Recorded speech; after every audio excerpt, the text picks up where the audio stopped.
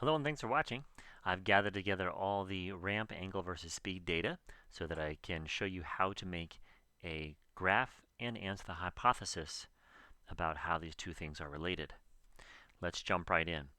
First, we want to take the ramp angle data from all 5 periods and we want to average those out. So I type in equal sign and then I start to type the word average and it comes up with a suggestion here. And that tells me that all I need to do is click here on the first piece of data, hold my click and swipe over, and it takes all 5 of those pieces of data. I just have to press enter or return, and that is the average. Let's see that one more time. Equal sign, average, and then I click, hold, and sweep. All right, I don't want to repeat this a bunch more times, so I come over here to the little blue square, the magic blue square I call it. I click on it. Look how the cursor changes when I'm over it. Click, hold, and drag down, and it repeats that formula. Now, I didn't do the last piece of data because I don't want you to just copy down all the numbers. I want you to find the information for yourself. I also took out some of the data so you can't just use the same numbers I show in the video. Our protractors did not measure to the millionth of a degree, so we can't really show data to the millionth of a degree. We have to use this button right here and decrease the decimal until there's no decimals left because we measured in whole numbers. Let's do the same thing for our cart speed. Here's all the class periods data for a ramp with 3 books. I type equal sign, average. This time it tries to give me a suggestion to get the average of this data over here to the left. We don't want that data, so just click on average and highlight these 5 speeds over here and press enter. These blacked out ones are data that I took out so that the numbers that I show in the video won't match the data that you have, but it'll be very close.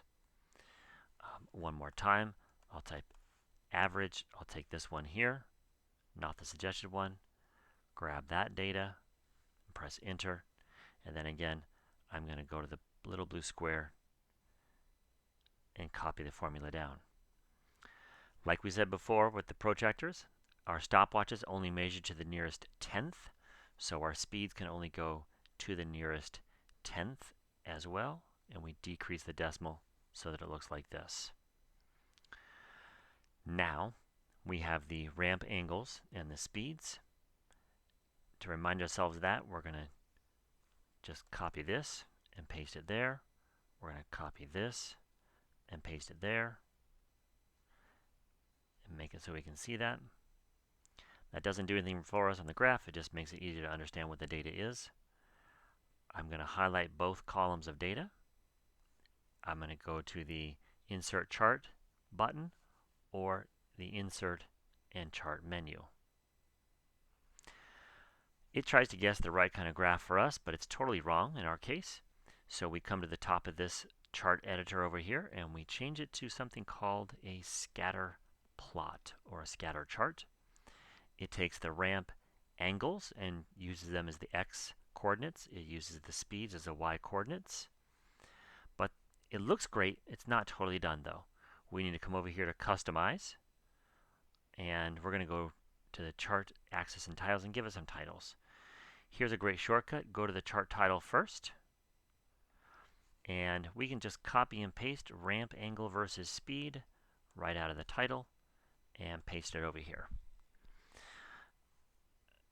And next we can go to the horizontal axis. You and your partner need to figure out what data is shown here. I'm not going to answer that for you. And put the units in parentheses. I'm going to copy that because you're going to have the same challenge over here on the side. You have to figure out what data is shown there and put the right units. And finally, we close that up and we come down here to the next box called series. What this asks us to do is put a trend line in the data. Now this is the computer trying to come up with a line with a particular slope that will hit as many of those data points as possible and come close to the rest. And we can also choose a polynomial. That's a curved line. It doesn't change by very much because our data is nearly perfectly straight. But what we can do is we can find out which one of these fits best. There's a fancy mathematical thing called an R-squared score, and that score right here tells us which line would be the best at predicting the next ramp, angle, and speed if this pattern continues. So that's the R-squared score for a polynomial, and for a linear, it's just slightly worse. Basically, they're both nearly perfect. A perfect score is a 1.0. So we could say in my example, the polynomial fits better. Your data will be a little bit different.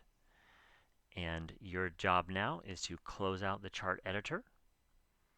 Make sure you know whether you chose the polynomial or the linear, based on which has the best R-squared score.